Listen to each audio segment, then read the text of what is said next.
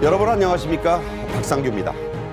민족의 명절 설을 앞두고 특별 사면이 단행됐습니다. 민생 경제 살리기와 국민 화합에 초점이 맞춰졌는데요. 주요 인사들의 사면을 심층 진단하겠습니다. 북한산 인조가발과 속눈썹이 중국산으로 둔갑해서 세계 시장을 휩쓸고 있습니다. 북한 여성들은 머리카락을 최대한 길러서 팔기 위해 외출까지 삼가고 있다고 하는데요. 그 요지경 속으로 함께 들어가 보겠습니다. 먼저 이진곤 전 국민일보 주필, 최양호 기업정책연구원장 모시고 얘기 나누겠습니다. 어서 오십시오. 네, 반갑습니다. 안녕하십니까? 설 연휴를 사흘 앞두고 특별 사면이 단행됐습니다. 먼저 윤석열 대통령이 국무회의에서 밝힌 이번 특사의 취지와 목적부터 들어보겠습니다. 이번 사면에는 경제인 5명과 정치인 7명이 포함됩니다. 하지만 무엇보다 이번 사면은 활력 있는 민생 경제에 주안점을 두었습니다. 운전면허 행정제재를 특별 감면하고 식품 접객업자, 생계형 어업인, 여객 화물 운송업자들에 대한 각종 행정제재의 감면을 추진합니다. 이번 사면을 통해 총 45만여 명에 대해 행정제재 감면 등의 조치가 시행될 예정입니다. 앞으로도 정부는 민생경제 분야에서 일상적인 경제활동에 도움이 될 수 있는 조치들을 계속 추진해 나가겠습니다. 특사의 혜택을 전반적으로 보는 사람은 300만 명이 넘습니다. 이 얘기는 자세히 조금 이따 해드리겠는데요. 자, 윤 대통령 들으신 대로 특히 강조한 게 민생경제와 활력 불어넣기입니다. 자, 주필님, 그만큼 현재 우리 경제가 처한 현실, 녹록지 않다는 뜻이죠? 그렇죠. 그 내수 진작이 필요한데 아직 그 활성화되지도 않고 물론 이제 다른 나라도 마찬가지겠습니다만 우리가 이 코로나 직격탄을 맞고 났는데 지금까지도 상당히 이제 어려운데 그게 이 경제를 활성화시키는 방법이 뭐겠습니까? 경제 현장이 활성화돼야 되거든. 그렇죠. 예, 그 경제 현장이 활성화돼야 되는데 그 최일선에 있는 사람들이 누굽니까? 바로 이제 여기 보면 화물 운송업자도 있고 택시기사, 버스기사. 예, 생계형업인 또 식품 접객업자. 접객업자. 그다음 지금 말씀하신 대로 운전면허 여기 화물 운전도 그렇지만 택시 운전이라든가 현장의 경제가 확 풀리면 근데 그 중요한 건 또 하나 거기 활동하는 사람들이 종사하는 사람들이 의욕이 넘쳐요. 네. 그 격려해주는 차원도 있고 족쇄를 풀어주는 차원도 있고 어쨌든 이번에는 뭐 경제인도 또 5명 그다음에 정치인도 7명 이렇게 풀었지만은 그보다는 윤 대통령이 이제 역점을 둔 것은 이분들 경제 현장에 활동하시는 분들을 격려하겠다 이런 뜻이겠죠. 네, 그렇습니다. 자, 최소화하긴 했다지만 관심은 이런 방침 속에서도 특별 사면된 주요 인사들에게 일단 쏠렸습니다. 먼저 김관진 현 국방혁신위원회 부위원장이 그 첫 손에 꼽히죠? 그렇습니다. 레이저 김이라고 그러면 뭐 다 아는 그리고 북한에서 가장 두려워하는 전 국방장관 뭐 대국민 인지도 높지만 국가를 지키는 국군의 이 태세와 그다음에 현대화 그다음에 그리고 주적으로서의 북한에 대한 이 반응에 대해서는 철저하게 틀을 짜서 우리 군대를 개혁했던 그런 인물이기 때문에 당시에는 적폐청산이나 국정농단이라는 그런 미명하에 이렇게 훌륭한 장수를 벌 주게 되는 그런 우리 과거사에 대한 철저한 반성 속에서 이분이 다시 한번 국방혁신위원회 부위원장으로 올라가면서 사면복권이 되는 그런 부분들이 있고요. 특히 잘 아시겠지만 천안함 피격상하고 연평도 때 그때 국방장관 하실 때 아닙니까?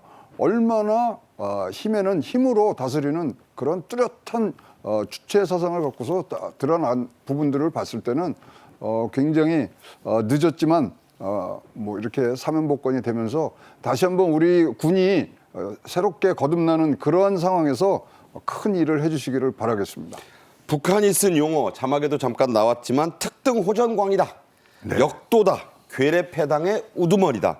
첫 벌초 대상이다. 자, 이런 말을 썼다는 게 두려운 개가 그 크게 짖는다는 말처럼 그렇죠. 뭐 그런 속담이 생각나는 네. 아니, 그 호칭들이에요. 아니 무서운 사람이니까 뭐 그렇게 해서 자꾸만 품격을 떨어뜨리는 듯한 합니다만은 지금 제일 싫은 거죠. 싫으면은 계속 얘기를 저렇게 해서 얘기를 하는 부분들이 지금 나오기 때문에 김관진 전 장관이 국방장관이 끌었던 군의 그런 기강이라든 거를 생각했을 때는 우리가 지금 뭐 북한하고 대화도 해야 되지만 힘을 쓸 땐 힘으로 제압을 해야 되는 아주 전형적인 좋은 전략을 쓰신 분이라고 기억하고 있습니다. 네. 육사와 군 후배들 그리고 후임 국방장관들이 지금도 자주 인용한다는 이른바 김관진 어록이라는 게 있죠. 그 한 대목 직접 들어보겠습니다. 북한의 현재 체제가 그렇지는 않다. 아까 잠깐 이야기했지만은 3차 핵실험 이걸 앞두고 있고 또 전면적 대결 태세 가지고 김정은이 이걸 선포를 했고 아마 전군이 비상대기에 들어간 상황에서 하시라도 도발은 가능하다. 그렇기 때문에 우리 군이 현재의 대응 수준을 높여가지고 제대로 대응할 수 있도록 갖추되 이 대응 방법은 그겁니다. 신속, 정확, 충분. 도발하면은 원점에 대해서 자동적으로 대응을 한다. 도발하지 못하도록 이렇게 하는 것이 중요합니다. 쏠까요 말까요가 나온다든지 자동으로 응징한다. 언제까지? 적이 굴복할 때까지. 자, 저 쏠까요 말까요 저 말은 아주 유명해졌죠. 그 밖에도 많습니다. 최근 이 국방장관들이 자주 쓰는 이른바 즉강 끝 이런 말도 김관진 어록의 후속작들 아니겠습니까? 그렇습니다. 즉강 끝, 즉각 강력하게 끝까지 뭐 이 응징을 하라는 그런 뜻으로 지금 쓰시고 있고요. 지금 아까 말씀드린 쏠까 말까가 아니라 선 좋지 후보 보고 해라. 그러므로 해서 가장 우리에게 지금 뭐 제 개인적으로는 울림이 있었던 게 뭐냐면 원점에 대해서 자동으로 대응해라. 10배로. 10배로. 그러면 일단은 뭐 평화적인 분위기에서 도발이 일어나는 걸 막지만 도발 시에는 진짜 즉강 끝의 생각으로 저 원점에 특히 우리나라 미사일로 숨통을 끊으라는 그런 표현까지 쓰시는 걸 봐서는 힘에는 힘으로 하는 것이 사실 평화를 지키는 가장 큰 원칙이라고 보일 수가 있습니다. 네. 자, 이번 특별사면으로 김관진 국방혁신위원회 부위원장은 좀 더 적극적이고 또 과감하게 국방개혁 4.0이라고 하죠. 나설 것이란 평가가 나옵니다. 자, 이주필 생각은 어떠신지요? 예, 하긴 뭐 김 전 장관 이미 이제 혁신위원회 그 부위원장 하고 있지 않습니까? 네. 그리고 지금 실질적으로 이끌고 있는데 다만 문제는 이제 유죄 판결을 받은 그게 명예에도 그렇고 또 심리적으로도 그렇고 그렇지 않습니까? 다른 사람이 보기에도 그렇고 한데 그것을 이번에 깨끗하게 정리해줬다 이런 차원에서 윤 대통령이 김 부위원장 전 장관을 격려하면서 앞으로 더 열심히 일해달라 이런 뜻이고요. 김 장관은 뭐 지금 다 말씀하셨습니다만 이분이 확고한 소신을 갖고 있잖아요. 오죽하면 첫 벌초 대상이라고 벌초 했습니까? 대상. 네네. 예, 그리고 북한에서 군사 훈련할 때도 보면 김 장관을 걸어놓고 거기다가 뭐 그걸 대상으로 해가지고 총검 연습도 하고 총도 쏘고. 예, 그렇게 했는데 그 정도로 이분은 전문적인 식견도 있고 경험도 풍부하고 거기다 소신이 뚜렷하거든요. 네. 그다음 장래에 대한 그 구상이라든지 여기에 대해서도 남다른 그런 식견을 갖고 있으니까 이분이 지금 국방혁신 4.0 이걸 이끌게 된다. 이러면 강군, 대한민국의 강군 이걸 육성하는 데 있어서 아주 적임자다. 그리고 이번에 이 격려의 그 선물로서는 가장 적절했다. 뭐 이렇게 말할 수 있겠죠. 예. 사실 지금 북한 대표단이 인천에 왔을 때 만난 모습인데 꽃꽃장수에 이어서 고개를 전혀 1mm도 앞으로 안 숙이죠? 그렇죠. 저분이 아까 뭐냐면 최완정도 말씀하셨지만은 이 레이저 눈 아닙니까? 이게 볼 때 그 눈길이 상대방을 제압하고 그다음에 사실은 그동안 너무 과공을 하면요. 비례다. 상대방이 말이죠. 우리가 비례 이전에 상대방이 우리를 만만하게 보거든. 네. 왜 그래야 됩니까? 그런 차원에서 저분이 옛날에 뭐 꽃꽃 장수도 그랬지만 저분도 확실하게 이 우리 군 구성원 모두에게 어떤 신뢰라는 게 자신감을 주는 대표적인 장군이었다. 네, 그렇군요. 소위 문학의 블랙리스트 사건으로 실형을 선고받았던 김기춘 전 청와대 비서실장도 이번 특별사면에 포함이 됐습니다. 하지만 함께 재판을 받은 조윤선 전 문체부 장관은 빠졌습니다. 자, 이유가 뭐죠? 일단은 뭐 표면적으로는 서면심사위원회 내부 기준이 있는데 거기에 충족하지 못했다. 그러면 왜 그러면 김기춘 또는 이 장관님들은 됐냐? 국가 발전에 기여한 공로가 굉장히 컸다는 거죠. 고령인 점도 가만히 있고요. 근데 이제 사실 김기춘 전 비서실장 같은 거면 형기가 5개월 정도 남았어요. 근데 빠르게 지금 뭐 재항고하는 부분들을 하면서 형이 확정이 됐고요. 조윤선 전 장관 같은 분은 일단 형기를 다 마치고 나왔음에도 불구하고 국가 발전에 기여한 공로 등 사면위원회에서 했던 내부 기준에 쫓아오지 못했고, 특히 더구나 제일 큰 틀에서 보자면 정치인들의 사면을 최소화하는 부분에서, 그러니까 민생 경제에 더 포커스하는 부분들로 이런 것들이, 이런 결정들이 나오지 않았냐 이렇게 보여집니다. 네. 자, 또 있습니다. MBC의 전직 사장 2명, 또 전직 부사장 2명도 특사에 포함이 됐습니다. 다소 이례적이고 뜻밖이라는 평가가 나오는데, 자, 어떤 이유에서인가요? 근데 그때 분명히 우리가 듣고서 뭐 의아하게 생겼다. 이게 적폐몰이였단 말이죠. 그래서 뭐 이런 전력들을 하는데, 사실 우리 전체 언론계라든가 이런 방송계 이런 부분들에 있어서 개혁을 해야 되는 굉장히 중요한 부분들이 있는데, 당시에 그런 적폐몰이라는 그런 미명 아래 이렇게 훌륭하신 분들, 또 업적을 쌓고 업계를 잘하시는 분들이 현직에서 벗어났단 말이죠. 그러면 이분들의 활용도도 분명히 생각을 한 그런 결정들이 아니었냐 보이고요. 지금 뭐 4분 전직 사장님들, 뭐 부사장님께서 4분이 지금 사면이 됐습니다만은, 이분들도 이번에 전체적인 언론 개혁 이런 부분들에 큰 일을 하실 것 같은 그런 뭐 얘기들이 많이 돌고 있습니다. 네. 경제인 사면에서 주목되는 인물들을 좀 살펴보겠습니다. 최재원 SK그룹 수석 부회장이 주목을 받고 있는데, 알려진 대로 최태원 현 그룹 회장의 친동생이죠? 예, 수석 부회장이죠. 그런데 2010년에 수석 부회장이 되었습니다. 그 다음에 이제 21년에 사실은 그 취업 제한이 풀려가지고 이 경제 활동하는 데는 크게 지장은 없습니다. 네, 다만 네. 이제 뭐 특사 몇몇 개 국가에서는 뭐 출입 제한이 있다든가 이런 건 네. 있지만은 그 그룹 회장으로서 활동하는 데는 제한이 없다고 하겠는데, 배터리 산업이 굉장히 중요하잖아요. 2차 전지. 예. 예. 배터리 산업- SK온 대표죠, 지금. 예, 그다음에 그 LIG의 구본상 회장은 또 그 LIG 넥스원 뭐 이런 네. 식으로 미사일, 이거 한국의 방산이 지금 또 세계적으로 주목받고 있는데, 경제 활동을 하는 데 있어서 기업의 총수들을 격려해줘야 되잖아요. 그다음에 네. 해외에서도 이분들의 신인도가 있거든요. 네네. 그래서 그런 점에서 볼 때도 이분들은 사실은 풀어주는 게 좋은데, 물론 기업인이라도 이 법을 어기고 이러면 안 되죠. 안 되죠. 되는데 네. 왜냐하면 국민들에게 박탈감이, 상실감을 더 주니까. 그러나 사실은 기업인들도 늘 보면 이 교도소 담장 위를 걷고 있는 그런 사람들이에요. 네네. 예? 그런 사람들이니까 너무 그 사람들을 법 가지고 족쇄를 치워가지고 이 국가의 그 경제적으로 헌신할 수 있는 기회를 그런 식으로 박탈하는 것도 안 좋죠. 그래서 이 윤 대통령 특히 이제 경제 활성화를 굉장히 내세우고 있으니까 네네. 기업인들 이럴 때 풀어주고 격려해줘야죠. 네. 그렇게 보고 계십니다.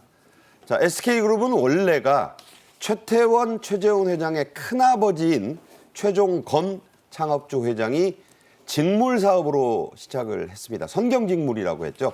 예. 그때 이름은 선경입니다. 워커힐 호텔을 또 인수하면서 사업을 확장했습니다. 자, 그런 식으로 커나간 기업이죠. 그렇죠.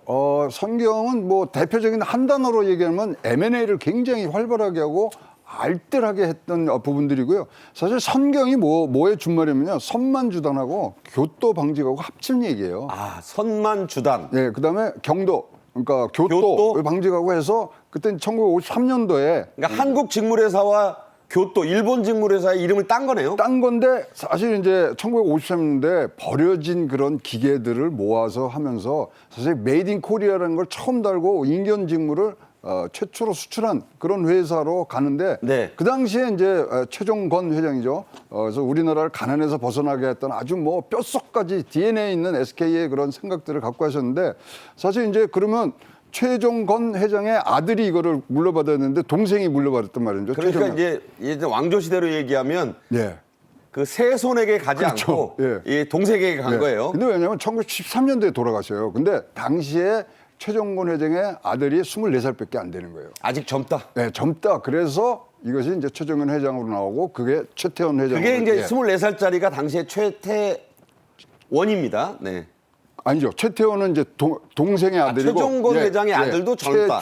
네. 최종원, 최신원 네. 그쪽에 이제 안 가고 이쪽으로 이제 넘어온 부분들이 있습니다. 그러면서 뭐 잘 아시지만 여기 뭐 교복, 그다음에 뭐 비디오 테이프 그리고 MBC 장학 퀴즈를 후원했죠. 이건 뭐 계속했죠. 그러다면 이제 자전거, 유공 뭐 등등이 하면서 지금은 완전히 변신하는 그런 회사로 좀 갔습니다. 배터리 하죠, 반도체 하죠, 그다음에 텔레콤 하죠.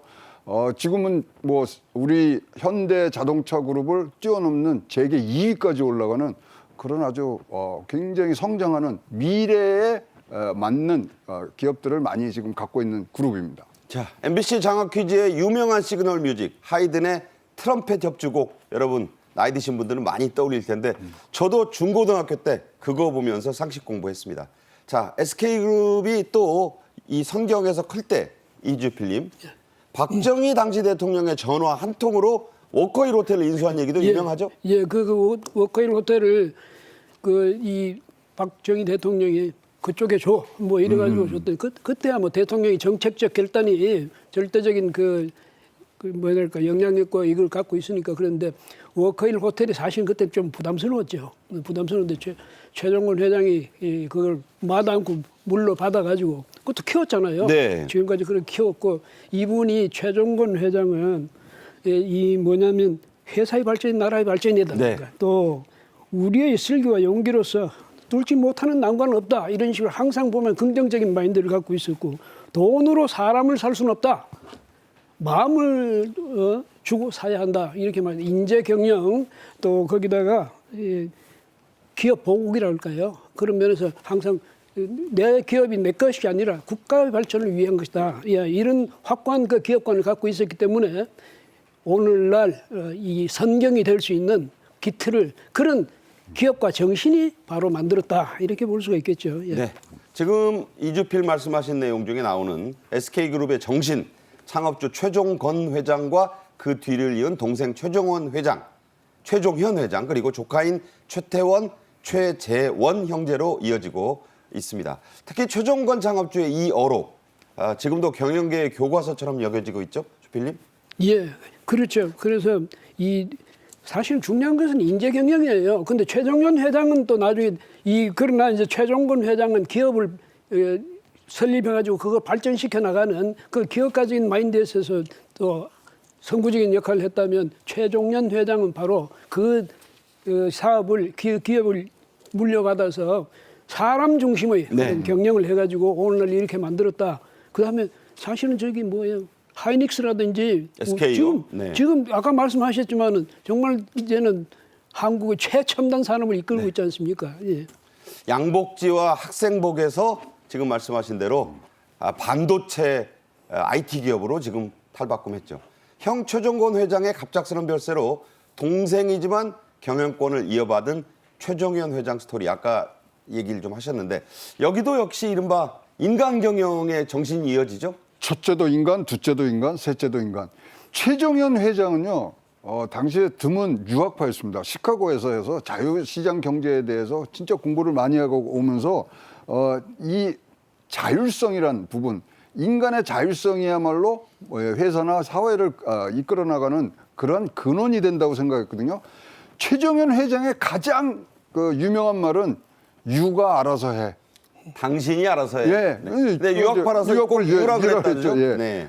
그것은 뭐냐면 자율 창의 경제를 바탕으로 한 시장 경제 원리를 어떻게 우리 회사의 조직원들이 꾸며 나가느냐 그것을 하는 것이기 때문에 이것은 최종현 회장의 가장 중요한 고객은 우리 같은 소비자가 아니라 회사에 있는 직원들이었거든요. 네네. 그런 정도로 이 회사 내에 그런 인간 그리고 또 직원들의 자율성과 창의성 이것들을 얼마나 폭넓게 한번 해보라는 그런 것들이 지금 SK의 DNA는 충분히 지금 박혀 있다고 보여집니다. 말씀하신 대로 최종현 회장은 원래 형과 그 형의 조카들로 아들들로 이어질 걸로 알고 본인 교수 되려고 교수 되려고 그 그랬죠. 유명한 미국의 시카고 대학에 시카고 유학을 대, 해서 예. 공부를 한참 하다가 갑자기 회장이 된 거예요. 그렇습니다. 네. 아까도 말씀드린 굉장히 40대 중반에 돌아가시기 때문에 바로 들어와서 이제 하는 그런 이제 뭐 우여곡절이 있었죠. 네.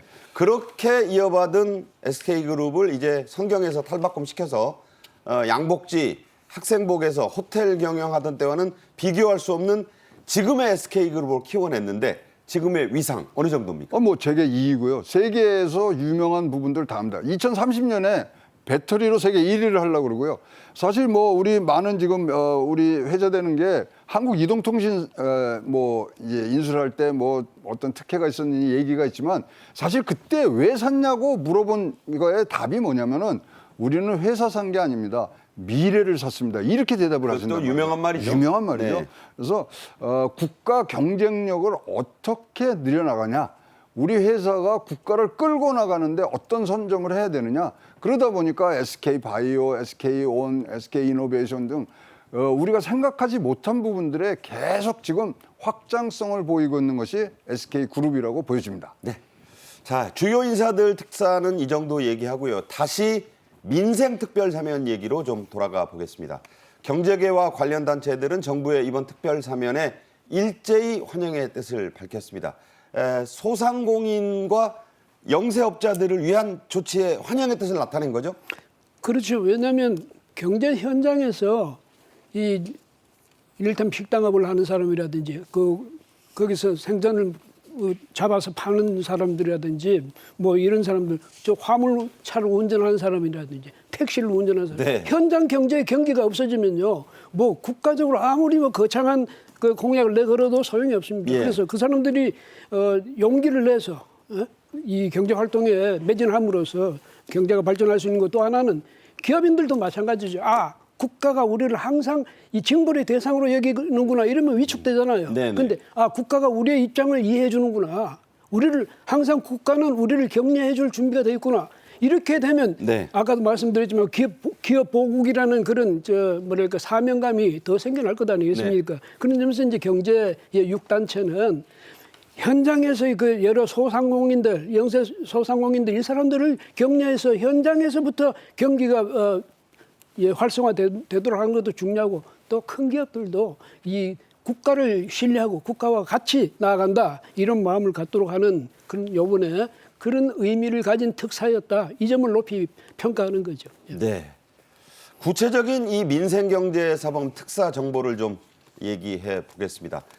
내가 해당이 되는지가 좀 궁금하니까 좀 나눠서 설명해 주세요. 네, 일단은 중소기업인이라든가 그다음에 경제 특별사면이 이제 980명이 이제 된 부분이 있고요. 그다음에 운전면허 행정 제재 특별강면이라든가 저건 바로 생계에 직접 연결이 되는 45만 명이 45만 넘습니다. 네. 그다음에 저는요, 뭐 진짜 꽃 중에 꽃이 세 번째라고 보거든요. 소액연체자. 예, 저기 진짜로 고통받는 거거든요. 거의 298만 명이 그러니까 300만 명 가까이가 그렇습니다. 이번에 소상공인 신용이 회복됨으로 해서 경제 활동을 할 수 있는 부분들이 생겼기 때문에 지금 뭐 민생 경제에 초점을 뒀다고 하는 부분들은 이것은 뭐 진짜로 칭찬할 만하고요.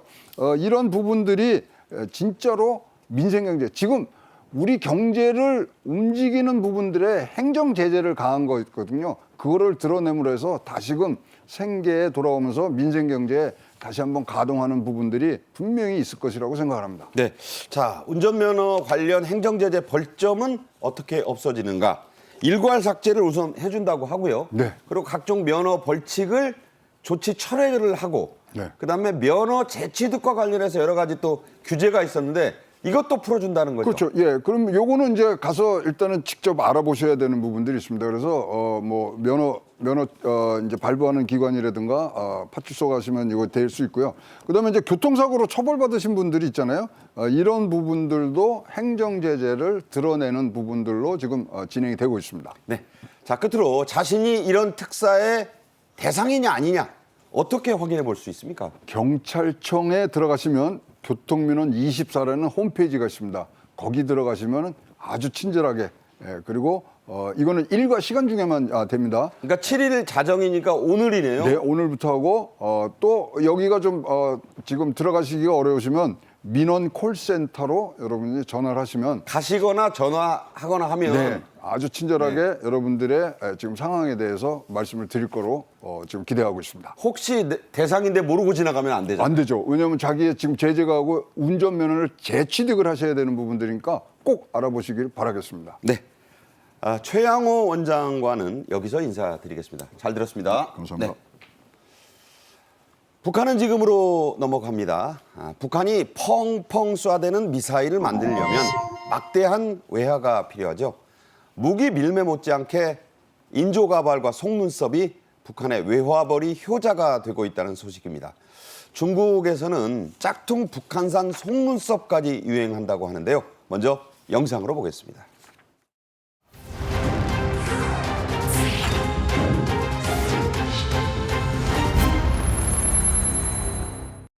YH 무역 수출 회사에서는 인모와 인조 모델을 원료로 해서 연간 450만 달러의 가발을 미국, 호주 등에 수출한다고 합니다.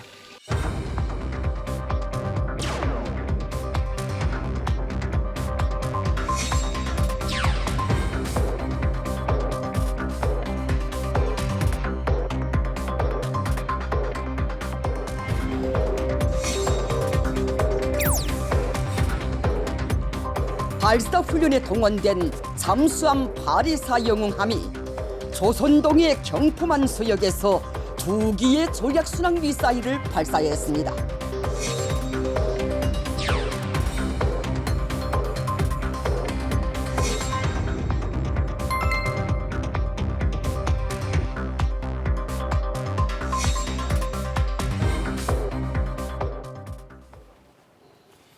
이 주제에는 고영환 통일부 장관 특별보좌 역도 함께 하겠습니다. 어서 오세요. 안녕하십니까. 네. 북한이 중국에 수출하는 물건들 가운데 미용용품의 비중이 60% 가까이 됩니다. 그중에서도 인조 가발, 인조 속눈썹이 단연 1위라죠? 뭐 인조 속눈썹하고 이제 인조 가발이 2,220억 우리 돈으로 어마어마하네. 어마어마한 돈으로 벌었다는 소리인데 전체 중국이 지난해 판 거에 거의 뭐 57%니까 뭐 정말 대다수를 차지한다고 할 수 있고 재작년에 그러니까 2022년에 비해서 13.4배가 확 뛰어올랐다. 그러니까 미용용품이 저게 가발 속눈썹이에요, 사실은. 그렇죠. 가발 속눈썹. 그러니까 14배 가까이 올랐다는 거는 예. 대단하지 않습니까? 대단하다는 소리고 뭐 북한에서는 어쨌든 뭐 효자 산업이 하나로 등장을 했다 이렇게 볼 수 있을 것 같습니다. 네, 과거에는 이 철광석, 예. 또 석탄을 팔아서 돈을 챙겼는데 예. 이게 지금 어렵잖아요. 유엔 제재에 걸려 있으니까 중국도 뭐 안보리 이사국이니 상임이사국이니까 눈치를 보면서 이렇게 밀수성세로 왔다 갔다 하는 건 좀 있는데 이거는 제재가 안 걸리니까 북한이 마음 놓고 이제 돈벌이를 한다 이렇게 볼 수 있습니다. 네. 방금 보고 들으신 대로 북한이 이 인조가발과 속눈썹을 내세워서 중국으로부터 벌어들인 외화가 특히 2021년부터 한 해 사이에 13.4배 급증한 걸로 나왔습니다. 이걸 어떻게 해석해야 할까요? 예, 그러니까 이제 이 코로나 이 폐쇄에서 북한이 일단 이제 그 해전 이제 효과가 있겠죠. 그런데 중요한 것은 지금 고 박사 말씀하셨지만은 이거는 제재 안 걸립니다. 유엔 제재. 그러니까 가발하고 속눈썹은 안 걸리죠. 안 걸리죠. 그건 또 간의 수공업이거든. 이건 무슨 고도의 어떤 그런 기술이 필요한 뭐 장치 산업도 아니고 하니까 옛날에 우리도 그랬어요. 우리 네. 1964년에 이 가발을 팔기 시작했는데 그때 14,000달러였어요. 그 한 해. 근데 그게 69년이 되면 64년에서 69년 5년 사이에 5천만 달러가 됐어요. 예? 그 정도로. 왜냐하면 그때 우리도 초기에 말이죠. 산업화 초기에는 간의 수공업 여기 굉장히 의존을 많이 했거든요. 그 수준이에요. 지금 북한이 말하자면 그 수준이 수준입니다. 그거라도 벌어야 되겠다는 건데 문제는 그거라도 벌어가지고 네. 국민을 위해서 써야 되는데 저 사람들은 주민들을 위해서 쓰는 게 아니라 그 김정은이 주머니에 다 들어가니까 네. 이 그야말로 강탈 경제죠. 예. 네. 자, 남남북녀란 얘기도 있고 또 이 한국 여성들이 손재주가 뛰어납니다. 양궁 강세도 그런 면이 있다. 이런 해석도 있죠. 우리나라도 지금 이주필 말씀하신 대로 여성들의 뛰어난 손재주에 기댄 섬유, 봉제, 가발, 속눈썹 수출로 먹고 살던 시대가 있었습니다. 그 시절 모습 잠시 보겠습니다. 우리나라는 금년에 200만 달러 이상의 외화를 벌어들일 것으로 기대되는 괴상하고도 잘 알려지지 않은 수출품을 가지고 있습니다. 그 수출품은 가발인데 가발 생산 공장은 4곳 모두 서울에 있습니다. 어떤 가발은 기계로 만들지만 값은 역시 손으로 정성 들여 만든 것이 훨씬 비쌉니다. 한국산 가발에 대한 외국의 평은 대단히 좋습니다. 괴상하고도 잘 알려지지 않은 수출품. 서울에 4곳이 있다. 어떤 가발은 기계로 만들지만 값은 손으로 만든 게 더 비싸다. 네. 외국의 호평이 아주 대단하다. 자, 어떻게 보십니까? 이게 사실 한민족이잖아요. 같은 민족인데 특히 여성들이 손재간이 특히 더 좋다 그래요. 근데 북한에서 개성공단에서 일하던 기업가 분들 만나면 손재간으로 하는 거는 재봉질 같은 거랑은 얼마나 꼼꼼하고 섬세하게 하는지 모른다. 그러니까 그때 남한 기업인들이 예. 북한 여성 근로자를 대단히 칭찬을 했죠. 대단히 칭찬하고 꼼꼼하고 너무 잘하니까 그런데다가 이제 다른 나라에서 만든 것보다 가성비도 뛰어나고 그리고 질도 좋고 이러니까 뭐 지금 북한이 마음 놓고 이렇게 파는 건데 아까 주필님께서 말씀하신 것처럼 이거는 유엔 제재를 회피하는 한 방법입니다. 꼼수예요. 꼼수고 회피하는 한 개 방법인데 이거를 또 제재할 수 있는 수단은 또 현실적으로는 없습니다. 네. 북한산 가발과 속눈썹은 중국에서는 그야말로 없어서 못 팔 정도로 인기를 구가하고 있다고 합니다. 북한산으로 위장한 짝퉁 속눈썹까지 나온다고 하니까 이제 북한산만으로는 다 될 수 없으니까 이런 현상이 벌어지는 거죠? 그렇죠. 이제 뭐 외신들도 이야기를 했는데 로이터 통신도 이야기하는데 사실 중국산 속눈썹은 사실은 북한산이다. 다 메이드 인 차이나 눈썹은 다 북한 거라는 거예요? 북한 거라는 거지. 뭐 거기에 뭐 일부 중국 거도 있겠지만 근데 이제 공장마다 좀 다르지만 이걸 수백만 달러씩 벌어들이는 북한의 중요한 외화 원천으로 이렇게 됐다는 거고 사실 세계 속눈썹의 수도는 중국 핑두라는 지역이 핑두가 유명하다면서요? 핑두가 아주 유명한데 거기에 이제 북한산이 들어가서 북한산이 포장가리를 해서 네. 그게 이제 라벨가리를 해서 그게 한국 가고 미국 가고 유럽 가고 일본으로 가는 거죠. 유럽뿐만이 아니라 러시아, 브라질까지도 간다고 하네요. 그러니까 얼마나 질이 좋으면 저것이 저렇게 잘 팔리겠느냐 이런 생각이 듭니다. 로이터는 단둥을 통해서 이게 남한에도 들어와 있다고 하니까 명동이나 이 뷰티숍에 돌아다니는 메이드 인 차이나 속눈썹이 또 그거라는 얘기예요. 뭐 거기서 질 좋은 거는 대체로 북한산이라고 보시면 되는데 뭐 우리 쓰는 분들은 이게 중국산으로 알고 쓰는데 사실은 북한산을 쓰고 있을 가능성이 높습니다.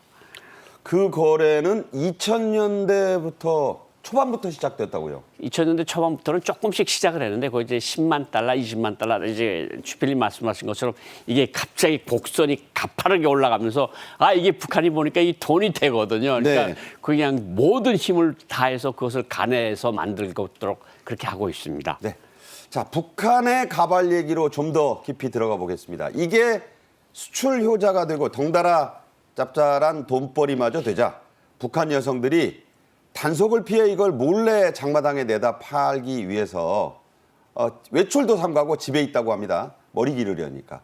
머리카락을 최대한 길러서 25cm까지 기르려고 한다고 하면서요. 그게 상품성이 있으려면 머리카락 길이가 25cm는 최소한 돼야 된다는 거예요. 25cm면 꽤 긴데. 꽤 긴데 북한은 머리 긴 것을 부르주아 자본주의 날라리라고 비판을 하고 있어요. 머리 기르면 날라리입니까? 날라리입니다. 네. 그래서 청년동맹 주찰대가 시내 곳곳에 서서 머리카락을 길이를 재거든요. 그 옛날에 우리도 네. 통금 시절에 미니스커트 길이 재고 그렇죠. 가발 단속, 그러니까 장발 단속하고 그랬어요. 그래서 이제 머리카락을 기르는 여성들은 외출을 안 하고 머리를 자를 때까지 집에 있고 숨어서 그것을 하는데 이 문제가 왜 이러는가 하면 이제 월급 타가지고는 국수 한 그릇 먹으면 월급이 다 나가는데 머리카락을 팔아서 하면 옥수수 20에서 25kg가 나온다는 거거든요. 그게 어느 정도입니까? 그러면 3인 가족이 뭐 좀 적긴 하지만 한 달을 먹고 살 수 있는 거죠. 아, 머리카락 한 움큼 팔면 그러니까 머리카락 한 타래라 그러죠. 한 타래. 한 묶음을 팔면 옥수수가 20에서 25kg를 그거면 살 수 있는 돈이 나오니 3인 가족이 한 달 먹는다. 3인 가족이 한 달 먹을 수 있는 거잖아요. 아, 엄청나네요. 엄청난 거죠. 네.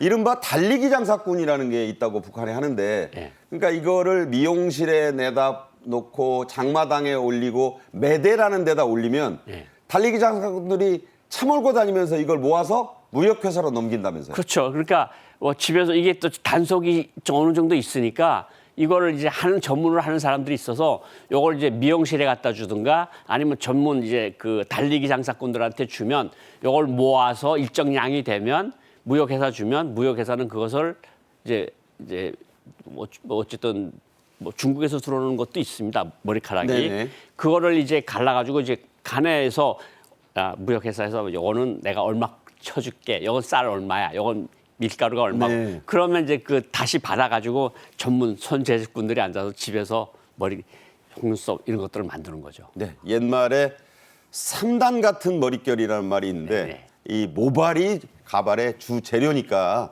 이게 대단히 중요하다고 합니다.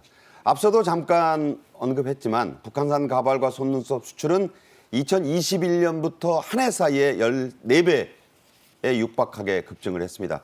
자, 북중교역이 코로나로 막혔었는데 그와 함께 이것도 대단히 좀 늘어난 그런 모습이죠? 예, 그러니까 저 속눈썹, 그다음 이 가발 이게 전체 북한 수출의 거의 60%, 57% 이상 차지하고 네. 있답니다. 그러니까 이게 그야말로 주력 수출 상품이죠. 근데 2019년에 그때는 이제 이 코로나 전에는 북한의 교역액이 27억 9천만 달러였는데 작년에 이게 22억 9천만 달러로 한 82% 정도 이제 회복이 됐답니다. 그런데 이게 아주 그 북한의 그 교역이 예, 이게 아주 어려웠을 때는 2021년의 경우는 네.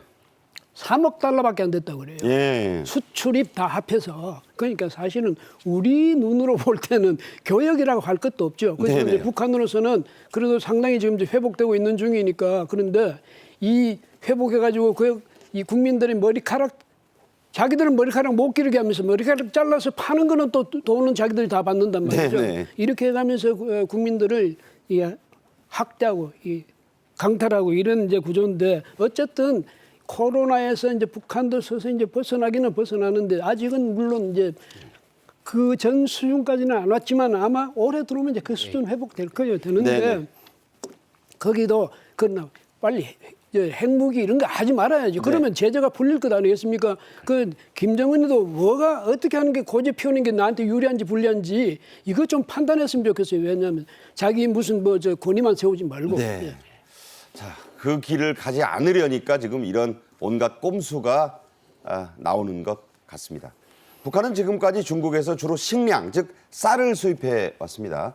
그러던 북한이 요즘은 중국에서 사람 머리카락을 가장 많이 수입하고 있습니다. 그러니까 팔기만 하는 게 아니라 수입도 해요. 그 이유는 뭔가요? 그러니까 575톤을 수입을 했더니 이게 6천만 달러 이상을 수입을 그러니까 했는데 머리카락이 600톤 가까이 넘어간 거죠. 중국에서 넘어가서 엄청난 양이죠. 결국은 중국 업자들이 머리카락을 북한에 줘서 OEM 방식으로 이 인조 눈썹이랑 인조 이 머리카락을 만들어서 다시 수입을 해서 중국이 다시 파는 거거든요. 근데 네. 이게 수입액이 6,751만 달러예요. 그러니까 굉장히 많은 머리카락을 수입을 했다는 거거든요. 그러니까 이제 북한의 모발만으로는 다 이 가발을 못 만든다는 얘기죠. 못 만들고 수요가 계속 늘어나니까 이제 중국 머리카락까지 넘어가서 가공이 돼서 다시 중국으로 넘어온다는 소리예요. 그러니까 십몇억 인구의 머리카락을 사들여서 예. 이걸 재가공해서 넘긴다. 재가공해서 OEM 방식으로 재가공해서 넘기면 중국이 이제 파는 거죠. 각지. 예. 그러니까 북한이 보이스 오브 아메리카 보도에 따르면 중국과의 이 이른바 OEM 방식의 가발 거래에 아주 힘을 쏟고 있다 이런 얘기인데 서로 주고받는 거네요. 그러니까 중국이 어떻게 머리카락을 만들고 속눈썹을 어떻게 만들라는 지령을 주고 그 머리카락을 넘겨주면 북한 집에서 간에서 아주머니들이나 여성들이 만들어서 그걸 무역회사에 넘기면 다시 중국으로 넘어갔다가 네. 세계 각지로 심지어 서울까지 오는 거죠. 네, 저야말로 머리카락, 가발, 속눈썹이 예. 뭐 중국과 북한 한국, 세계를 지금 돌아다니는군요. 그렇죠. 네, 그렇게 이해하면 되겠습니다. 얼마 전에 최선희 북한 외상이 러시아를 직접 갔고 또 방북한 중국 외교 부부장 차관이죠. 만남도 있었습니다. 이거는 평양에서 있었죠. 이른바 북중수교 75년을 기념하기 위한 오감이었다 이렇게 표현하고 있지만 속셈은 사뭇 다르죠. 그래서 이제 지금 북한은 러시아하고는 사실 이제 군사적으로 굉장히 밀착해 있지 않습니까? 무기 밀매도 하고요. 네. 그다음에 뭐 이건 고박사 전문 분야인데 어쨌든 우리 남쪽에서 한미일이 안보 이제 집단 안보 체제를 구축하고 있다면 북한은 전통적인 그 북중러 삼각 안보 체제 이것을 지금 강화하고 있는데 기회는 잘 됐거든요. 네. 러시아한테는 오히려 자기가 인심 쓸 수 있게 되고 중국한테는 중국도 러시아하고 북한이 너무 지나치게 가까워지면 불편하죠. 신경 예. 쓰이잖아요. 그다음에 중국은 어쨌든 경제적으로 우리가 북한을 먹여 살리고 북한의 목줄을 쥐고 있다는 그런 생각을 갖고 북한도 마찬가지예요. 중국 없으면 살 수가 없으니까 지금 중국에 대해서도 최대한 성의를 이제 보이고 있는데 북한은 이걸 계기로 해서 뭐냐면 이 군사 강국을 해서 한국도 남한도 압박할 수 있다 뭐 이제 이런 생각을 갖고 있을 것 같습니다. 근데 이게 작년에 그 이제 3년 10개월 7개월 만입니까? 그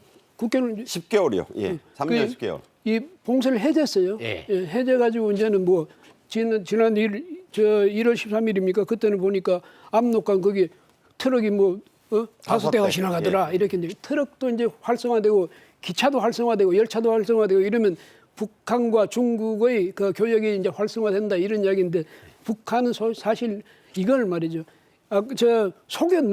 유엔의 눈을 속이든 어쨌든 이 교역 규모를 활성화시키고 키워야 되거든요. 이런 차원에서 보면 중국에 대해서도 북한이 굉장히 지금 공을 들여야죠. 예. 네.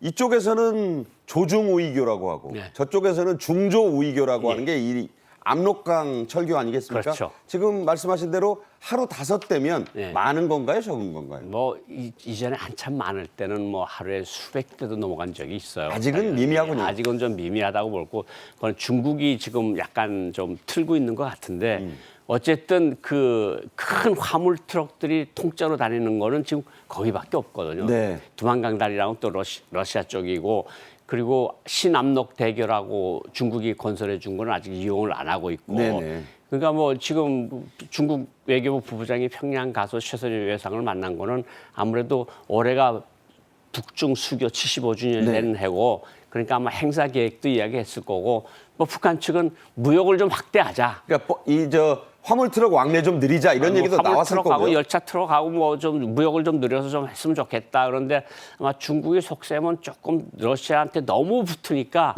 그거를 좀 견제하는 듯한 의미는 있는 것 같습니다. 네.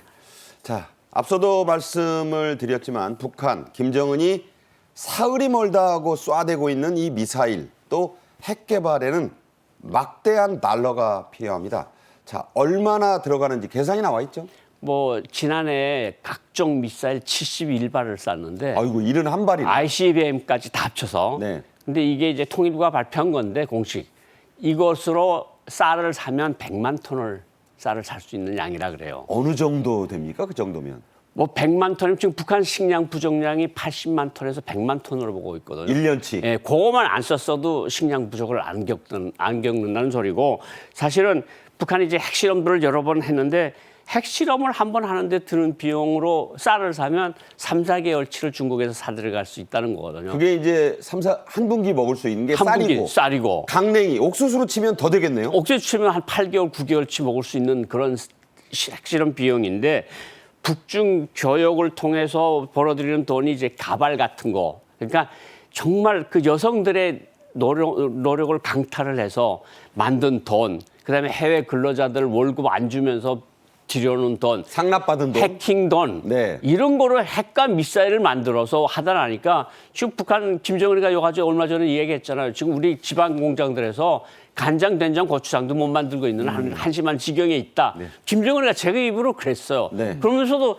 일장에는 돈을 그렇게 쌀 100만 톤을 살 수 있는 미사일을 꽝꽝 싸대고 있고 얼마나 모순적인 지도자입니까? 이게. 네. 그러니까 뭐 스위스제 뭐 김주의 딸 것까지 해서 수입품 사슬해서 예. 또 부하들에게 나눠줘야 되고 벤츠도 나눠줘야 되고. 돈이 달러가 많이 필요하군요 지금. 그렇죠. 크리스탄 디올 또 자기 딸한테 옷도 입혀야 되고 백도 사줘야 되고 자기는 몇 천만 원짜리 신발 시계를 끼고 이런 돈이 다 저런 돈에서 나오는 돈이거든요. 사실. 네, 참 한숨밖에 안 나옵니다. 네. 이진곤 전 국민일보 주필, 고영환 통일부 장관 특별보좌역과 함께 말씀 나눴습니다. 잘 들었습니다. 고맙습니다. 네. 정책엔 이슈 수요일 순서 여기서 마칩니다. 내일 낮 12시에 다시 찾아뵙겠습니다. 행복하고 건강한 하루 보내길 바랍니다. 고맙습니다.